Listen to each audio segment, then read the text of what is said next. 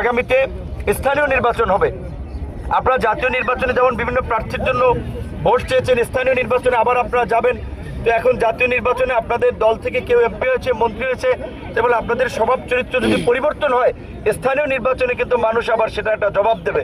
কাজেই আপনাদের প্রতি অনুরোধ থাকবে, আমরা জনগণের প্রতি, যে জনগণের রাজনীতি করার জন্য একটা নতুন বাংলাদেশ বিনির্মাণ করার জন্য, যেখানে সকল নাগরিকরা দলমত নির্বিশেষে তাদের মর্যাদা এবং অধিকার নিয়ে বাস করবে, দেশে আইনের শাসন থাকবে, আইনের দৃষ্টিতে সকল নাগরিক সমান সুযোগ লাভ করবে, কোনো মানুষ আক্রান্ত হলে আইনের আশ্রয় লাভ করবে, সরকারের যে সামাজিক সুরক্ষামূলক কার্যক্রম, এই যে ঈদের আগে বিজেপি দেওয়া হবে, বয়স্ক ভাতা দেওয়া হয়, বিভিন্ন ধরনের সহযোগিতা, এগুলো আপনারা প্রশাসনকে সহযোগিতা করবেন যেন প্রকৃত ভুক্তভোগী মানুষ পায়। দেখা যায় প্রতিবন্ধী ভাতা নেয় ভালো মানুষ, এইগুলো যেন না পায়। এখন অন্তত আপনারা ইউনোকে, ডিসিকে কমপ্লেন দেবেন যে এই লোকটা ভালো, এই লোকটা সচ্ছল, সেই সহযোগিতা পাওয়ার যোগ্য না, তার এটা বিবেচনা করেন।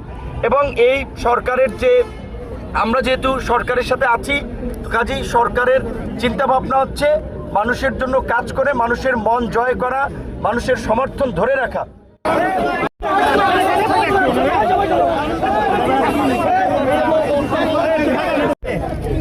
আরে ভিতরে লোক ঢুকাইছে কাটা, আরে ভিতরে লোক ছাড়ে না।